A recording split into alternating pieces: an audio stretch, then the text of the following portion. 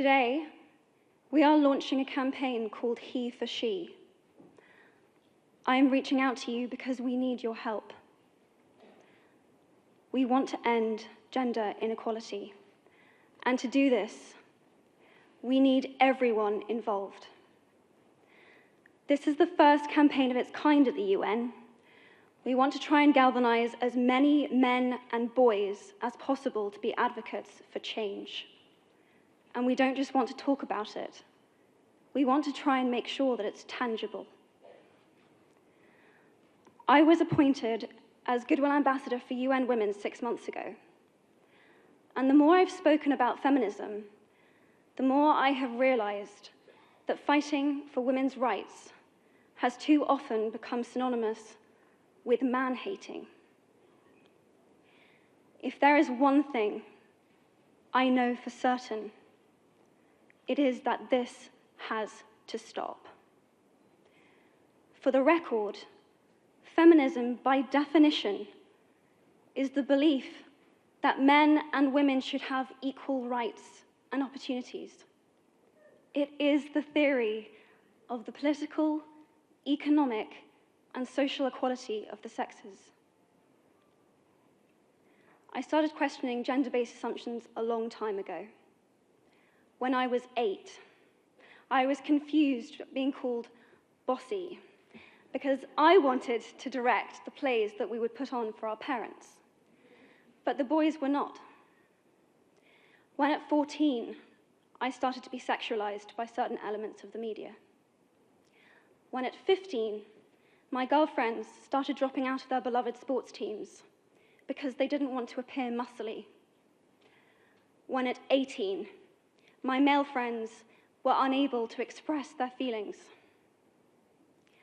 I decided that I was a feminist, and this seemed uncomplicated to me.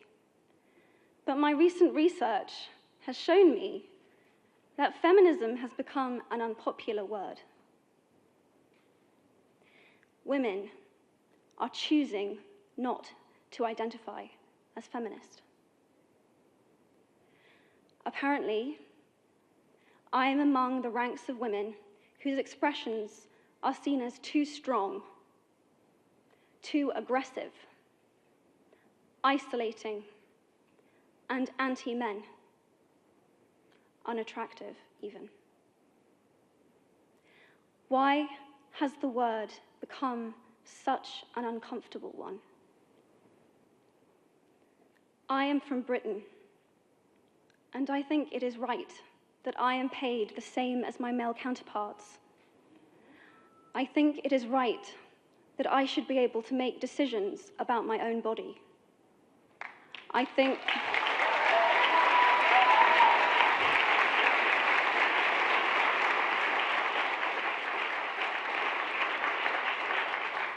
it is right that women be involved on my behalf in the policies and the decisions that will affect my life.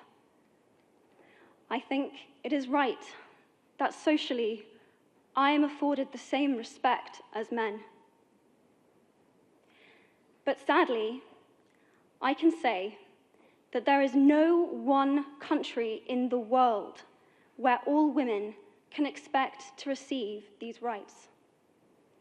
No country in the world can yet say that they have achieved gender equality.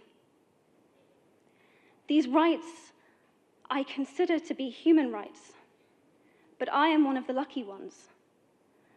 My life is a sheer privilege because my parents didn't love me less because I was born a daughter. My school did not limit me because I was a girl. My mentors didn't assume that I would go less far because I might give birth to a child one day. These influences were the gender equality ambassadors that made me who I am today. They may not know it, but they are the inadvertent feminists who are changing the world today. We need more of those. And if you still hate the word, it is not the word that is important. It's the idea and the ambition behind it. because not all women have received the same rights that I have. In fact, statistically, very few have been. In 1997, Hillary Clinton made a famous speech in Beijing about women's rights. Sadly, many of the things that she wanted to change are still true today. But what stood out for me the most was that less than 30% of the audience were male. How can we affect change in the world when only half of it is invited or feel welcome to participate in the conversation? Men, I would like to take this opportunity to extend your formal invitation.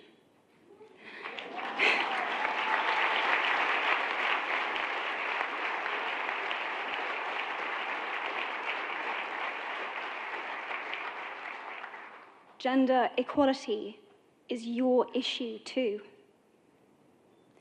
Because to date, I've seen my father's role as a parent being valued less by society, despite my needing his presence as a child as much as my mother's. I've seen young men suffering from mental illness, unable to ask for help, for fear it would make them less of a man, or less of a man. In fact, in the UK, suicide is the biggest killer of men between 20 to 49, eclipsing road accidents, cancer, and coronary heart disease. I've seen men made fragile and insecure by a distorted sense of what constitutes male success. Men don't have the benefits of equality either. We don't often talk about men being imprisoned by gender stereotypes, but I can see that they are, and that when they are free, things will change for women as a natural consequence. If men don't have to be aggressive in order to be accepted, women won't feel compelled to be submissive. If men don't have to control, women won't have to be controlled. Both men and women should feel free to be sensitive. Both men and women should feel free to be strong. It is time that we all perceive gender on a spectrum instead of two sets of opposing ideals.